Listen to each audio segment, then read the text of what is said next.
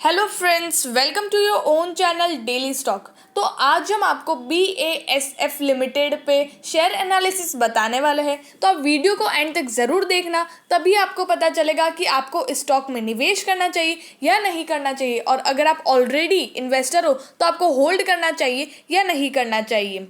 आगे बढ़ने से पहले आप हमारे चैनल को सब्सक्राइब ज़रूर कर दीजिएगा, क्योंकि हमारा चैनल आपको जितने भी नए IPOs है उन सब की डिटेल्स और साथ ही में ब्रेकिंग न्यूज़, जो भी स्टॉक मार्केट में चल रही हो, और शेयर एनालिसिस, ये सारी चीज़ें आपको टाइम से टाइम पे प्रोवाइड करता है। अब बात करते हैं BASF लिमिटेड। तो एक कंपनी का काम क्या क्या है। तो ये कंपनी सिर्फ एक ही चीज़ में नहीं है। वैसे कि ये एक जर्मन कंपनी है और ये केमिकल इंडस्ट्री में एक लार्जेस्ट प्रोड्यूसर है, जिसकी सब्सिडरीज कंपनी भी है, जॉइंट वेंचर्स भी है मोर देन 80 कंट्रीज़ में। और साथ ही में ये इसका जो प्रोडक्शन है, मतलब इसका जो सेल्स है, वो 390 कंट्रीज़ में, साथ ही में Europe, Asia, Australia, America, Africa, ये सारी कंट्रीज़ में भी इसका माल जाता है। तो अब बात करते हैं कि इस कंपनी का काम क्या क्या है। ये बहुत सारी चीज़ों में बटा हुआ है, मतलब इसके सेगमेंट्स अलग अलग है। Agriculture, automotive and transportation, chemicals, construction, electronics and electric, energy and resources, furniture and would, home care and industrial and institutional cleaning solution, nutrition, packaging and print, paints and coating, personal care and hygiene, pharmaceutical, plastics and rubber, pulp and paper, textile, leather and footwear. तो ये company इतने सारे segments में जुड़ा हुआ है, तो आप समझ सकते हो इसकी इन सेगमेंट्स के इनकम भी कितनी होती होगी। तो अब बात करते हैं इसके कंपनी डेटा की। तो इसका मार्केट कैपिटलाइजेशन 9018.56 करोड़ का है, और इसका जो डिविडेंड यील्ड है वो 0.14% है। इंडस्ट्री का पी देखो तो 47.94 है, और यहाँ पर कंपनी का कंसोलिडेटेड पी नहीं दिया हुआ है, लेकिन स्टैंड अलोन पी दिया हुआ है 16.97। तो अगर आप इंडस्ट्री के पी से कंपेयर करते हो तो ये आपको कम रेट्स में मिल रहा है।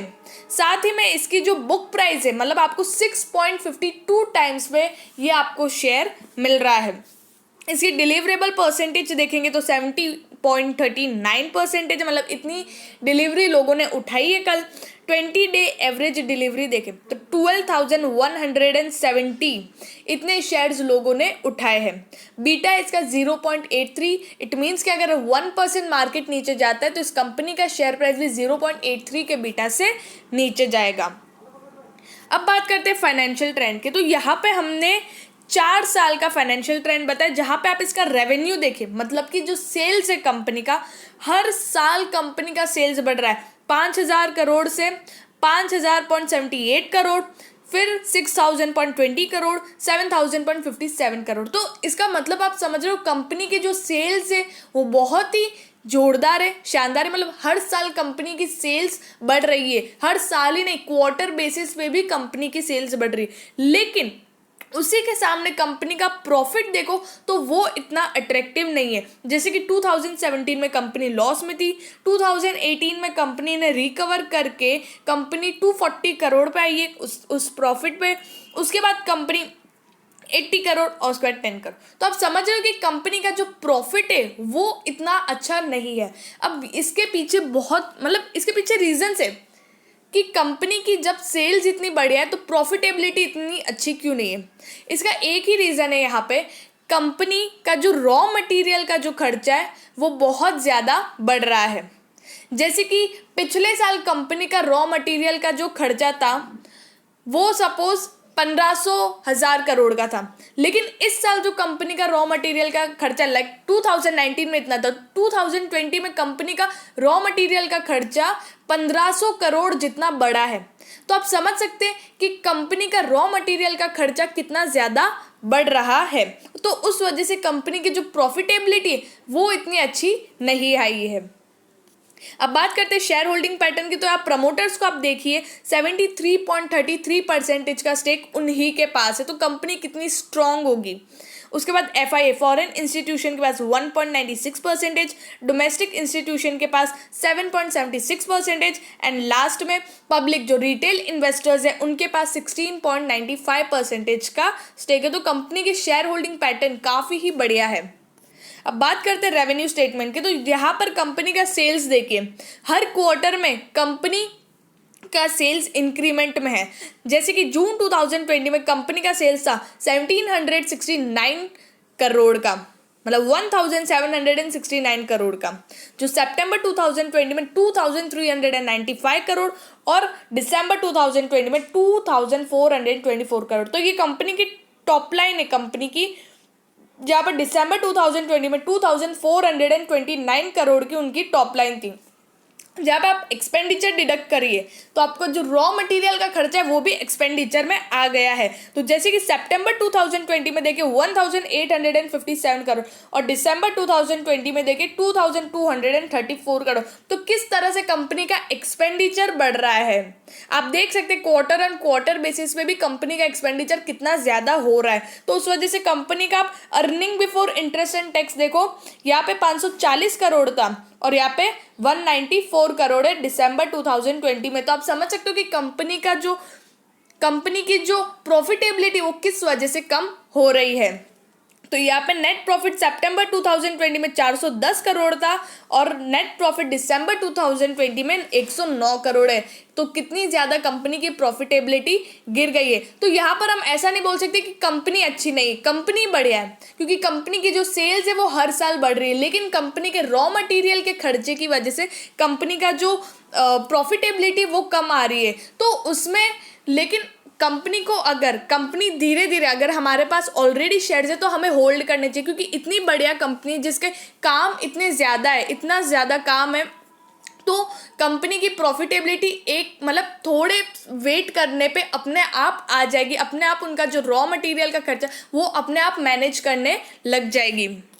अब बात करते हैं रिटर्न रेशोज़ के। तो यहाँ पे 2017 का देखिए माइनस में थी। 2018 में जब कंपनी का प्रॉफिटेबिलिटी इंक्रीज हुआ था तब कंपनी का रिटर्न ऑन इक्विटी देखिए 18.34% है और उसके बाद फिर से कंपनी की प्रॉफिटेबिलिटी गिर गई, तो कंपनी का जो रिटर्न ऑन इक्विटी वो भी गिर गया 5.78 से 1.33%। अब यहाँ पे ROC देखिए, ROC कंपनी का मार्च 2019 से बढ़ा है 1.73 से 7% जो है, क्योंकि कंपनी का जो कैपिटल है उस पर कंपनी अच्छा प्रॉफिट कमा के रिटर्न दे रही है। कंपनी का शेयर प्राइस भी अच्छा खासा इंक्रीज हुआ है, शेयर प्राइस का जो रेट है वो भी अच्छा खासा इंक्रीज हुआ है। तो ROC में कोई कमी नहीं है। रिटर्न ऑन एसेट्स देखिए 2.12 से 0.40 हो गया, तो यहाँ पर रिटर्न ऑन एसेट्स भी डिक्रीज हुआ है। अब यहाँ पे लेवरेज रेशो जो डेट टू इक्विटी वो देखिए मार्च 2019 से 0.62 से कंपनी ने अपना डेट डिक्रीज किया, जो बहुत ही पॉजिटिव बात है। और इंटरेस्ट कवरेज रेशो देखिए वो भी मार्च 2019 से इंक्रीज हुआ 0.36 से 1.44। तो इसका मतलब ये कि कंपनी का यहाँ पे डेट भी डिक्रीज हो रहा है, ठीक है, एक तो ये बात हो गई, और कंपनी का इंटरेस्ट कवरेज रेशो 0.36 से 1.44 हो गया है। तो इसका मतलब कंपनी की जो इंटरेस्ट पे करने की कैपेबिलिटी वो काफ़ी अच्छी खासी है, जो एक पॉजिटिव साइन देता है। अब बात करते हैं मार्केट प्राइस की। तो 5 ईयर हाई जो मैक्स जो है कंपनी का हाई है वो है 2426.20 और BASF का करंट प्राइस 2083.50 और 1.64% का डाउन मतलब गिरा है और 34.85। तो ये शेयर प्राइस आज क्यों गिरा है तो वो मैं बताती हूँ, क्योंकि एक न्यूज़ आई है जो कर्नाटका गवर्नमेंट है उन्होंने इस पे एक टैक्स का होता है ना वो मांगी, मतलब 73 to 74 करोड़ का मतलब कुछ टैक्स में पेमेंट ये मांग रहे हैं। तो वो न्यूज़ से कंपनी का जो शेयर प्राइस है वो आज थोड़ा गिर गया है, ठीक है। तो इसमें कोई टेंशन वाली बात नहीं है, कंपनी का प्राइस इतना ज़्यादा नहीं गिरा है। तो अब बात करते हैं इस कंपनी को होल्ड करना चाहिए या नहीं। सबसे पहले जिन इन्वेस्टर्स के पास है तो मैं बोलती हूँ कि इसको होल्ड करना चाहिए, क्योंकि कंपनी में ऐसी कोई दिक्कत वाली बात नहीं, सिर्फ कंपनी के जो एक्सपेंडिचर्स है वो थोड़े ज़्यादा है, उस वजह से कंपनी की प्रॉफिटेबिलिटी नहीं आ रही। लेकिन वो भी अगर कंपनी धीरे धीरे मैनेज कर लेगी तो अपने आप कंपनी की प्रॉफिटेबिलिटी आएगी और कंपनी का जो शेयर प्राइस है वो और भी उछाल और भी उछाल आपको दिखेगी। और अगर आप नए ट्रेडर मतलब अगर आपके पास नहीं है ये शेयर और आपको निवेश करना है तो आप इसमें निवेश भी कर सकते हो, क्योंकि कंपनी बहुत ही शानदार है और कंपनी का जो हाई है वो भी तोड़ के कंपनी मतलब अपने हाई से भी ऊपर जा सकती है। अगर आपको वीडियो अच्छा लगा हो तो please like and share and subscribe our channel.